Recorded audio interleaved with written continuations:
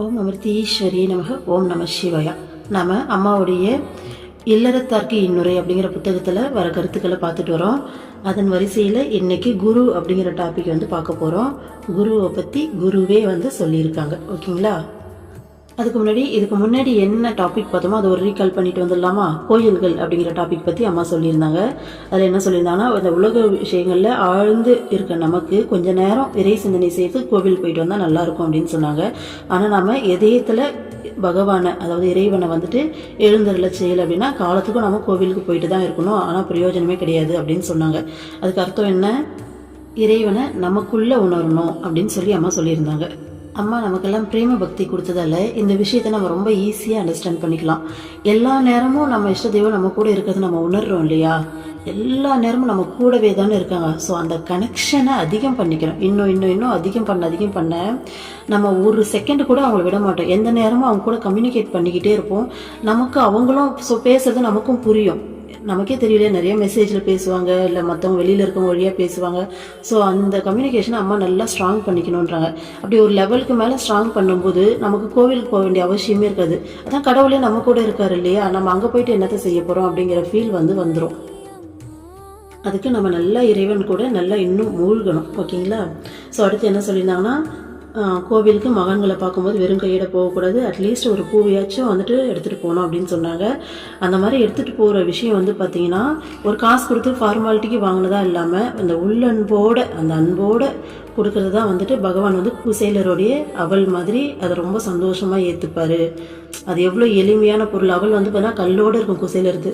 அது எந்த அளவுக்கு இருக்குது அப்படிங்கிறதுலாம் அவருக்கு விஷயம் கிடையாது. அவர் மனசில் இருக்க அந்த அன்பை தான் பகவான் ஏற்றுக்கிட்டாரு. ஸோ அந்த மாதிரி அன்போடு நம்ம எடுத்துகிட்டு போனோம் அப்படின்னு சொன்னாங்க. அதேமாதிரி கோவிலுக்கு போகும்போது ரொம்ப முண்டி அடிச்சுக்கிட்டு மற்றவங்க சண்டை போட்டுக்கிட்டு ஓடுறது அதெல்லாம் இல்லாமல் ஒவ்வொரு அடி எடுத்து வைக்கும் போதும் இறை நாமத்தையோ மந்திரத்தையோ உச்சரிச்சுக்கிட்டு நம்ம முழுமையாக இறைவன் கூட மூழ்கி இருக்கணும் அப்படின்னு சொன்னாங்க. அதே மாதிரி மகான்களை இறைவனுக்கு ஈக்குவலாக நம்ம பார்க்கணும் அப்படின்னு அம்மா சொல்லியிருந்தாங்க. சத்தியுகத்தில் பார்த்தீங்கன்னா கோவில்லாம் கிடையவே கிடையாதாமா.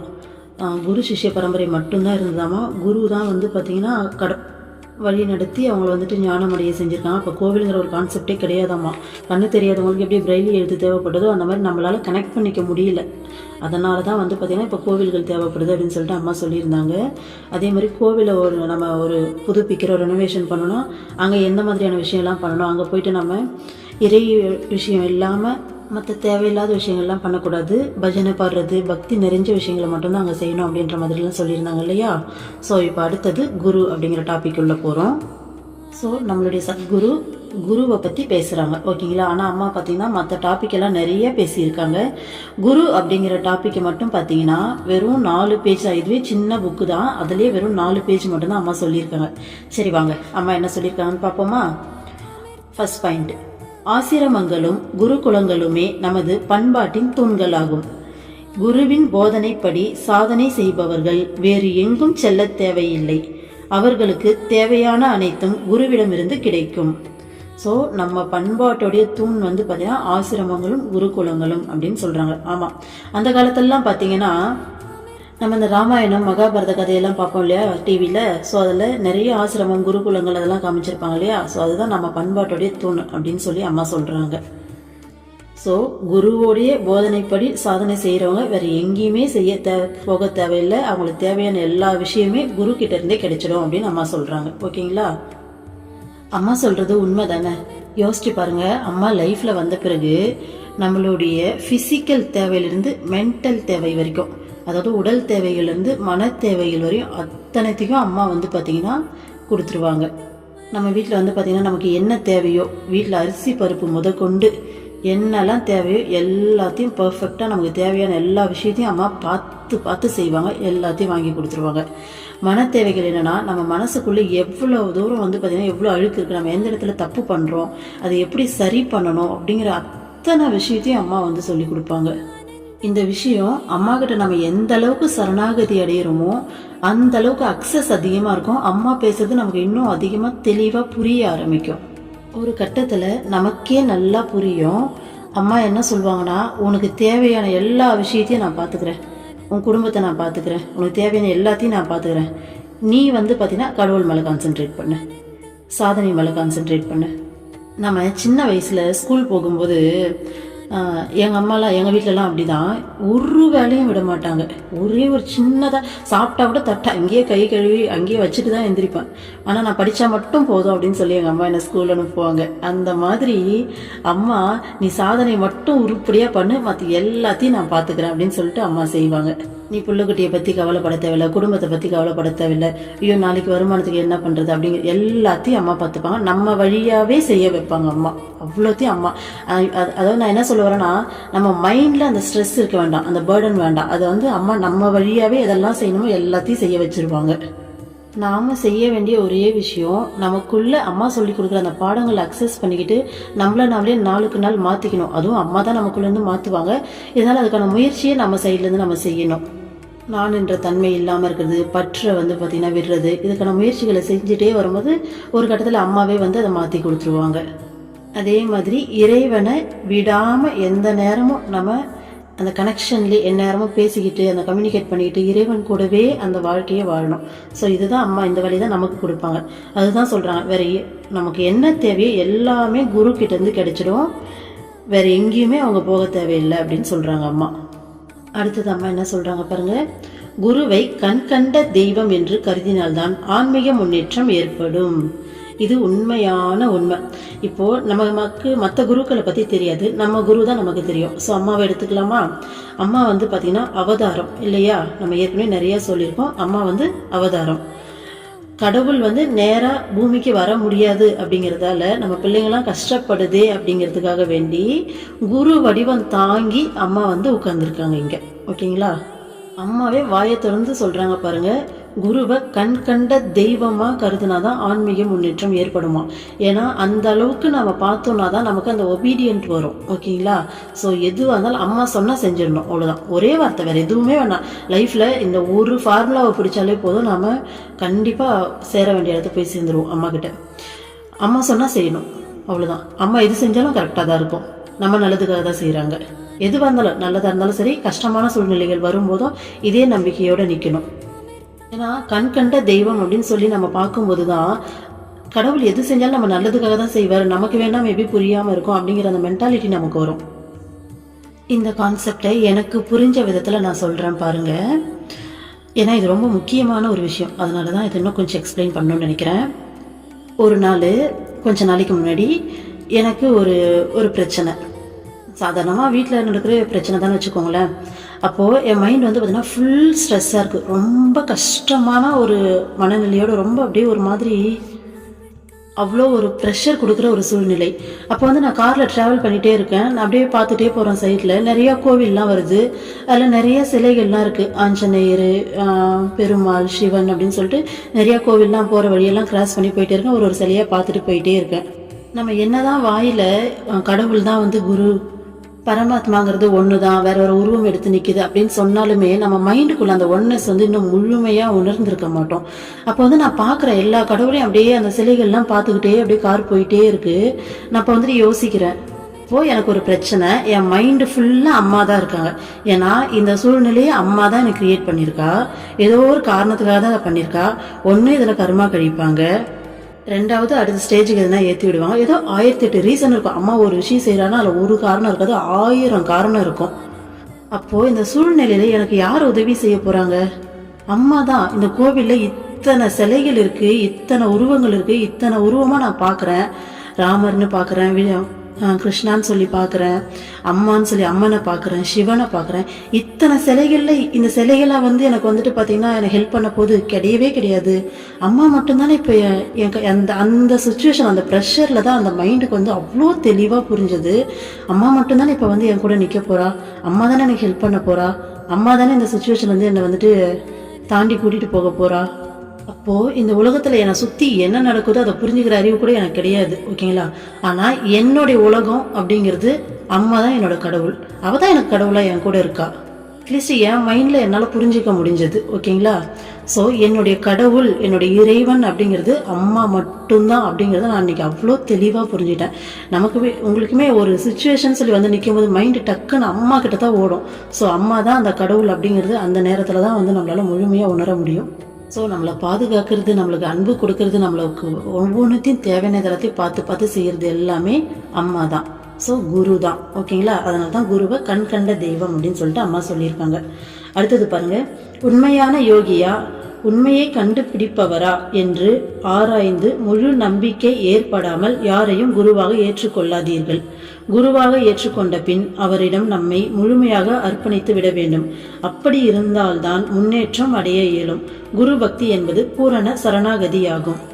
ஃபர்ஸ்ட் அம்மா என்ன சொல்றாங்கன்னா, அவங்க உண்மையான குரு தான் சொல்லிட்டு கன்ஃபார்மா தெரிஞ்சா மட்டும் நல்லா ஆராய்ச்சி செஞ்சு முழு நம்பிக்கை ஏற்பட்டா மட்டும் குருவா ஏத்துக்கோங்க, இல்லாட்டி ஏத்துக்காதீங்கன்றாங்க. ஓகேங்களா? ஏத்துக்கிறதுக்கு முன்னாடி குருவா ஒருத்தரை ஏத்துக்கிறதுக்கு முன்னாடி எல்லா ஆராய்ச்சியும் பண்ணி முழு நம்பிக்கை ஏற்பட்டா மட்டும்தான் ஏத்துக்கணும். பட் ஒன்ஸ் குருவா ஏத்துக்கிட்டோம் அப்படின்னா அவங்கக்கிட்ட நம்மள முழுமையா அர்ப்பணிச்சிடணும், முழு சரணாகதி அடைஞ்சிடணும். ஓகேங்களா? அம்மா இங்கே குருன்னு பேசுறது எல்லாமே சத்குருவை தான் சொல்றாங்க. நார்மலா ஒரு கலைக்கு இருக்கக்கூடிய குரு இல்லை. இப்போ வாசி யோகம்லாம் இருக்குன்னா தீட்சை கொடுப்பாங்க. இப்போ அவங்களுமே குரு அப்படின்ற மாதிரி சொல்லுவாங்க. அம்மா அந்த குருவை பத்தி பேசல, சத்குருவை பத்தி பேசுறாங்க. இப்போ நான் இங்க பேசிட்டு இருக்கேன்னா என் வழியா அம்மா தான் பேச வைப்பாங்க. இங்க நான் என் மைண்ட்ல போற ஒரு தாட் கூட பாத்தீங்கன்னா அம்மா தான் வந்துட்டு கொடுப்பாங்க. அதுவும் அம்மாவுக்கு தெரியும், அம்மா கவனிச்சுக்கிட்டு இருப்பாங்க. ஸோ இதுதான் சத்குருவோடைய தன்மை. ஸோ அந்த சத்குருவை பற்றி தான் அம்மா பேசுகிறாங்க. ஸோ அப்படியாப்பட்ட குரு கிட்ட நாம் சரணடைஞ்சிடணும். குருவாக ஏற்றுக்கிட்டோம் அப்படின்னா முழுமையாக சரணடைஞ்சிடணும்னு அம்மா சொல்கிறாங்க. குரு பக்தி என்பது பூரண சரணாகதி ஆகும் அப்படின்னு அம்மா சொல்லியிருக்காங்க. ஸோ குரு பக்தினா பூரண சரணாகதினா என்ன?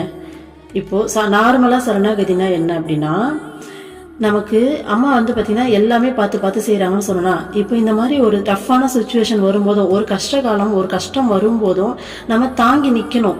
அம்மா ஏதோ ஒரு நல்லதுக்காக, ஏன்னா இத்தனை நாளாக பேம்பர் பண்ணியிருப்பா. அப்போது டக்கு நமக்கு வந்து அந்த கோவம் வரக்கூடாது, அம்மா ஏன் இப்படி பண்ண அப்படின்னு இல்லாமல், அம்மா ஏதோ ஒரு நல்லதுக்காக தான் எனக்கு செய்கிற அம்மா இதை அப்படிங்கிற மாதிரி நம்ம அந்த புரிஞ்சுக்கிட்டு இருக்கோம் இல்லையா? ஸோ புரிஞ்சுக்கிட்டு நம்மளை முழுமையாக அம்மா கிட்ட ஒப்படைச்சிடணும். இங்கே நான் அப்படிங்கிற ஒன்று கிடையவே கிடையாதுமா. இங்கே இருக்கிறது நீ மட்டும்தான். ஸோ எனக்கு என்ன வேணும், என்ன வேணாம், எப்படி பண்ணணும் எல்லாமே உனக்கு தான் தெரியும். நீ என்ன வேணா பண்ணிக்கோ. ஏன்னா குழந்தைக்கு பொறுத்த வரைக்கும் இருக்கிறதுலே சாக்லேட் தான் மிக பெரிய சொத்து. அதை விட பெரிய விஷயம் இந்த உலகத்தில் எதுவுமே கிடையாது. ஸோ அந்த குழந்தைங்க மாதிரி தான் நாம். ஆனால் அம்மாவுக்கு தான் தெரியும் எது நல்லது எது கெட்டது, குழந்தைக்கு உண்மையாக என்ன வேணுன்றது. அந்த மாதிரி குழந்தை மாதிரி நம்ம அம்மா கிட்ட வந்துட்டு முழுமையாக சரணாகதி அடைஞ்சிடணும். ஓகேங்களா? இது சாதாரணமான சரணாகதி. பூரண சரணாகதி அப்படின்னா என் அறிவுக்கு எட்டின விதத்தில் சொல்கிறேன். பூரண சரணாகதினா என்னன்னா, ஆசிரமத்தில் பிரம்மச்சாரிங்களா இருக்காங்க பார்த்தீங்களா, அவங்களுக்கு வீடு வாசல் சொத்து பத்து சொந்தம் பந்தம் எல்லாத்தையும் விட்டுட்டு அம்மா மட்டும்தான் நிரந்தரம், அம்மா தான் உண்மை. ஏன்னா அவங்களுக்கு தெரியுது, அம்மா அவங்களுக்கு அந்த என்ன சொல்றது, மாயை தனியா உண்மையை தனியா பிரிச்சு பார்க்க தெரியுது. அப்ப இது எல்லாமே மாயை தான், இது எல்லாமே சும்மான்னு சொல்லி எல்லாத்தையும் உதறி விட்டுட்டு அம்மா தான் உண்மை, நீங்க மட்டும் போதுமா. ஏன்னா கடவுள் அவங்கள தாண்டி வேற என்ன வேணும், அவங்கள அடையிறதுக்காக தான் ஒவ்வொரு ஆத்மாவும் இங்கே பிறவி எடுக்குது இல்லைங்களா? ஸோ எல்லாத்தையும் விட்டுட்டு நீங்கள் மட்டும்தான் வேணும்னு போய் நிற்கிறாங்க பார்த்தீங்களா, அதுதான் பூரண சரணாகதி. அப்போ ஆசிரமத்தில் இருக்கவங்களால மட்டும்தானே அப்படின்னா கிடையவே கிடையாது. நம்ம இந்த உலக வாழ்க்கையில் இங்கேயே இருந்துக்கிட்டு அதே நிலையில் நம்மளால வாழ முடியும். அவங்கள விட நமக்கு அட்வான்டேஜ் அதிகம். ஏன்னா அவங்க உருவமாக தான் அம்மாவை அதிகமாக பார்க்க முடியும். நம்ம இங்கே இருக்கிறதால டெய்லி அம்மா நம்ம கூட இருக்கிறத நம்மளால முழுமையாக உணர முடியுது இல்லையா? ஸோ அம்மா நமக்கு உள்ளுக்குள்ள இருந்தே மொத்தமாக கைட் பண்ணிடுவாங்க. ஓகேங்களா? நாம் இங்கே இருந்துக்கிட்டே அம்மாவை பூரண சரணாகதி அடைஞ்சு இதெல்லாம் நம்மளால ட்ராவல் பண்ண முடியும். ஹஸ்பண்ட் அண்ட் ஒய்ஃபாக இருக்கிறத விட இந்த லவ் பண்ணும்போது தான் வந்துட்டு அந்த அதிகமான அந்த இணக்கம் இருக்கும் இல்லையா? அந்த மாதிரி அம்மா தூரமாக இருக்கிறதால நம்ம எப்பயுமே லவ் பண்ணுற அந்த ஸ்டேட்லேயே இருப்போம். அது அடிக்கடி என்ன சொல்றது, அந்த பிரிஞ்சு இருந்துட்டு போயிட்டு பார்க்குறது எவ்வளோ சந்தோஷம் இல்லை? ஸோ இது ஒரு ஜாலியான உணர்வு. இங்கே இருந்துக்கிட்டே அம்மாவை பூரண சரணாகதி அடையிறதுக்கு நாமளே நாளுக்கு நாள் ட்ரெயின் பண்ணணும். ஓகேங்களா? அடுத்தது பாருங்க, முற்பிறவியிலேயே பக்குவம் அடைந்தவர்களை தவிர வேறு யாருக்கும் குருவருள் இன்றி இறை அனுபூதி கிடைக்காது. இவ்வுலகில் குருவையே தனது தெய்வமாக எண்ணி வாழ வேண்டும். குருவின் எந்த ஒரு வார்த்தையையும் கட்டளையாக எண்ணி அதற்கு கீழ்ப்படிவதே குரு சேவை. அதைவிட பெரிய தவம் வேறு எதுவும் இல்லை. கீழ்ப்படிந்து நடக்கும் சீடனை தேடி குருவருள் தானே பெருகி வரும். பாருங்க, முன்னாடி ஜென்மத்துல பக்குவம் அடைஞ்ச ஆன்மாவை தவிர மற்ற யாருக்கும் குரு அருள் இல்லாம ஆத்மா அனுபூதி கிடைக்காதாமா, இறை அனுபூதி கிடைக்காதாமா, முக்தி கிடைக்காதாமா. அப்போது இந்த உலகத்தில் குருவையே தெய்வமாக எண்ணி வாழணுமா, குருவோடைய ஒரு வார்த்தையை கூட நம்ம கட்டளையாக எண்ணி அதுக்கு கீழ்ப்படுகிறது தான் வந்து பார்த்தீங்கன்னா குரு சேவையம்மா. அதை விட பெரிய தவம் இங்கே எதுவுமே கிடையாது அப்படின்றாங்க. எந்த ஒரு சீடன் அந்த மாதிரி கீழ்ப்படிஞ்சு நடக்கிறானோ அவனுக்கு குருவருள் தானாக பெருகி வருமாமா. ஸோ குரு சொல்கிறத கேட்கறத விட பெரிய தவமே கிடையாதாம்மா. நம்ம காட்டுக்கு போயிட்டு தவம் பண்ணி தான் கடவுள் அடையணும்னு இல்லை, குரு சொல்கிறத அதனால் வார்த்தையாக இல்லாமல் கட்டளையாக கேட்கணுமா. சாதாரணமாக சொல்கிறதுனா அது ஆப்ஷன் இருக்கும், செய்யலாம் செய்ய வேணாம். பட் கட்டளை அப்படிங்கிறது அதை செஞ்சே ஆகணும் அப்படிங்கிற மீனிங் இல்லையா. அந்த மாதிரி செய்யும்போது குருவினுடைய அருள் வந்து நமக்கு தானாகவே பெருகி வருமா. இது அத்தனை விஷயங்களும் அம்மாவே வாயை திறந்து சொல்கிற விஷயங்கள், சரிங்களா. அதனால் நம்ம ரொம்ப கவனமாக கேட்கணும். அடுத்தது பாருங்க, குரு உடலில் மட்டும் கட்டுப்பட்டிருக்கும் நபர் அல்ல. குருவின் மீது அன்பு ஏற்பட்டால் அவரது உடலில் மட்டுமின்றி அண்ட சராசரம் எங்கும் அவரை காண இயலும்.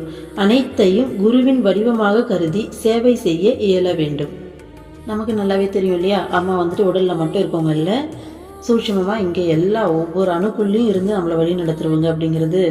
ஸோ குரு மேலே அன்பு ஏற்பட்டதுன்னா என்ன நடக்கும்னா, உலகத்தில் எல்லா இடத்துலையும் அவரை நம்மளால் பார்க்க முடியுமாமா.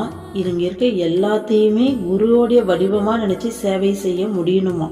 இதெல்லாம் வந்து பார்த்திங்கன்னா ஃபைனல் ஸ்டேஜ். அம்மாவே இப்போ அந்த நிலைமையில தான் இருக்காங்க. அம்மா வந்துட்டு தேவியோட தரிசனம் கிடைச்சி என்னால் இங்கே இருக்க முடியாது, உன் கூட வந்துடுன்னு சொல்லி கேட்கும்போது, நான் எங்கேயும் கிடையாது, இங்கே இருக்க ஒரு ஒரு உயிருக்குள்ளேயும் இங்கே இருக்க எல்லாத்துக்குள்ளேயும் நான் இருக்கேன்னு தேவி சொன்ன பிறகு அம்மா அதை தான் இப்போ செஞ்சிட்ருக்காங்க. அம்மா நமக்குள்ளே தான் இறைவனை பார்க்குறாங்க, நமக்கு தான் அம்மா சேவை செய்கிறாங்க. அதை தான் அம்மா நமக்கு சொல்லித்தராங்க. அடுத்தது பாருங்க, ஆசிரமமே அம்மாவின் உடல், குழந்தைகளே அம்மாவின் உயிர். சரி, ஓகே, ஆசிரமம் தான் அம்மாவுடைய உடல் அப்படின்றாங்க. நாம தான் அம்மாவுடைய உயிர். அம்மா குழந்தைகளே அம்மாவின் உயிர். குழந்தைகளாகிய நீங்கள் ஆசிரமத்திற்கு செய்யும் சேவை அனைத்தும் அம்மாவிற்கு செய்யும் சேவையாகும். ஆசிரமம் யாருடைய தனி சொத்துமல்ல, அது உலகம் முழுவதற்கும் மன நிம்மதியையும் அமைதியையும் அளிப்பதற்காக அமைந்ததாகும். பாருங்க, ஆசிரமம் தான் அம்மாவுடைய உடலாமா, நாம தான் அம்மாவுடைய உயிராமா. நாம் ஆசிரமத்துக்கு செய்கிற ஒரு சேவையும் அம்மாவுக்கே செய்கிற சேவையாம்மா. நம்ம என்ன நினச்சிருப்போம் இது நாள் வரைக்கும், ஆசிரமத்தில் போய் சேவை செஞ்சால் நல்லது, கர்மா கழியும் அப்படின்னு தான் நினச்சிருப்போம். ஆனால் அம்மா என்ன சொல்கிறாங்க பாருங்கள், ஆசிரமத்துக்கு நீங்கள் செய்கிற சேவையெல்லாம் அம்மாவுக்கு செய்கிற சேவை அப்படின்றாங்க. ஆசிரமம் அப்படிங்கிறது யாரோட தனி சொத்தும் கிடையாதாம்மா, அது உலகம் முழுசும். நான் என்ன சொல்கிறது, கேரளாவுக்கு தமிழ்நாட்டுக்கு இல்லை இந்தியாவுக்கு அப்படி இல்லை, உலகம் முழுசும் மன நிம்மதியையும் அமைதியும் அளிக்கிறதுக்காக அமைஞ்ச ஒரு அமைப்பாமா அது. அம்மா சொல்கிறாங்க பாருங்க, அம்மாவிடம் இருந்து மந்திரம் பெற்றுக்கொள்ளும் குழந்தைகளுக்கு வாழ்க்கையில் ஒழுங்கும் கட்டுப்பாடும் வேண்டும். அவர்கள் புகைப்பிடித்தல், மது வருந்துதல் போன்ற தீய பழக்கங்களை தவிர்க்க வேண்டும். திருமணமாகும் வரை பிரம்மச்சரியத்தை கடைபிடிக்க வேண்டும். திருமணமான பிறகும் அம்மா சொன்ன முறைப்படி வாழ்க்கை நடத்த வேண்டும். குழந்தைகளே, குருவிடம் எதையும் ஒளித்து வைக்காமல் அனைத்தையும் கூற வேண்டும். குழந்தைக்கு தனது தாயிடம் இருப்பது போல் ஒரு சீடனுக்கு குருவிடம் அன்பும் பற்றும் இருக்க வேண்டும். அப்போதுதான் ஆன்மீக முன்னேற்றம் ஏற்படும். மந்திர ஜபம், தியானம் இவைகளை இடைவிடாது பயிற்சி செய்து வர வேண்டும். அப்படிப்பட்டவர்களுக்குத்தான் மந்திரத்தின் பலன் கிடைக்கும். வேளாண்மையை குறித்து படித்தால் மட்டும் போதாது, அதன்படி விவசாயம் செய்தால்தான் நல்ல விளைச்சல் கிடைக்கும். பாருங்க, அம்மா கிட்ட மந்திர தீட்சை வாங்கிட்டா ஒழுங்கும் கட்டுப்பாடும் வேணும் அப்படின்னு சொல்றாங்க. தண்ணி அடிக்கிறது, தம் அடிக்கிறது, இந்த மாதிரி பேட் ஹேபிட்ஸ்லாம் எதுவுமே இருக்கக்கூடாது. கல்யாணம் ஆகிற வரைக்கும் பிரம்மச்சரியத்தை கடைபிடிக்கணுமா. கல்யாணம் ஆன பிறகு அம்மா சொன்ன முறையில் வாழ்க்கையை நடத்தணும் அப்படின்னு சொல்கிறாங்க அம்மா. அதேமாரி நம்ம குரு கிட்ட எதையும் வந்துட்டு மறைக்கக்கூடாது, எல்லாத்தையுமே சொல்லணும் அப்படின்னு சொல்கிறாங்க. ஒரு குழந்தைக்கு தன்னுடைய அம்மா மேலே எந்த மாதிரியான ஒரு அன்பும் பற்றும் இருக்குமோ அதே மாதிரி குரு கிட்ட நம்மளுடைய சீடர்களாக இருக்க நம்ம எல்லாருக்கும் அம்மா கிட்ட அந்த அன்பும் பற்றும் அதே மாதிரி இருக்கணுன்றாங்க. இப்படி இருந்தால் தான் ஆன்மீக முன்னேற்றம் சீக்கிரமாக ஏற்படும் அப்படின்னு அம்மா சொல்கிறாங்க. குழந்தைக்கு அம்மா மேலே எந்த மாதிரியான அன்பும் பற்றும் இருக்கும்? குழந்தைக்கு எதுவுமே தெரியாது. அதுக்கு தெரிஞ்ச அதோடைய உலகமே அம்மா மட்டும்தான். தனக்கு தேவையான எல்லாத்தையும் அம்மா செய்வா அப்படிங்கிறது அது மட்டும்தான் அதுக்கு தெரியும். அதே மாதிரி கள்ளங்கபடம் இல்லாத அன்பு வச்சிருக்கோம். இப்போ அம்மா ஒரு அடி அடிச்சிட்டா கூட ஒரு நிமிஷம் கூட குழந்தை வந்து கோச்சிக்காது. அடுத்த செகண்டே போயிட்டு அம்மா ஓடி போயிட்டு அடி வாங்கிட்டு அழுதுட்டு கூட அம்மா காலை தான் போய் பிடிக்கும். ஸோ அதுதான் குழந்தையோட அன்பு. இந்த மாதிரி குரு மேலே சீடனுக்கு அந்த கள்ளங்கபடம் இல்லாத அன்பு இருக்கணும்னு சொல்லிட்டு அம்மா சொல்கிறாங்க. அடுத்தது மந்திர ஜபம் தியானம்லாம் வந்து பார்த்திங்கன்னா அப்பப்போ பிரேக் விட்டு செய்யறதில்ல. ஸோ கண்டினியூஸாக செய்யணும் அப்படின்றாங்க அம்மா. அப்படி செய்கிறவங்களுக்கு தான் மந்திரத்தோடைய பலன் கிடைக்கும் அப்படின்றாங்க. நம்ம எப்படின்னா இப்போ வேளாண்மையை பற்றி நம்ம அக்ரிகல்ச்சர் படிப்போம். ஆனால் இப்போ ஸ்கூலில் கூட தியரி படிப்போம். ப்ராக்டிக்கலாக போய் அதை பண்ணி பார்க்கும்போது தானே அதோடைய ஃபுல் எஃபெக்ட் நமக்கு அது முழுசாக புரியும். அந்த மாதிரி நம்ம மந்திரா வாங்கிட்டா போதாது, இல்லை தியானம் இதெல்லாம் கற்றுக்கிட்டா போதாது, அதை செய்யும் போது அதோடைய பலன் கிடைக்கும்னு அம்மா சொல்கிறாங்க. அடுத்தது பாருங்க, அம்மாவுக்கு நீங்கள் அனைவரும் குழந்தைகளே. நீங்கள் செய்யும் எந்த தவறும் அம்மாவுக்கு ஒரு பொருட்டல்ல. ஆனால் குருவாக ஏற்றுக்கொள்ளும் பொழுது ஆசாரப்படி நடந்து கொள்ள வேண்டியது சீடனின் ஆன்மீக முன்னேற்றத்திற்கு அவசியமாகும்.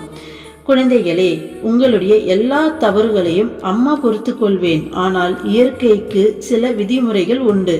அதன்படி தவறுகளுக்கு தண்டனை வருகிறது. எந்த துன்பமும் எப்படிப்பட்ட தண்டனையும் எனது வளர்ச்சிக்காகவே என்று கருத இயல வேண்டும்.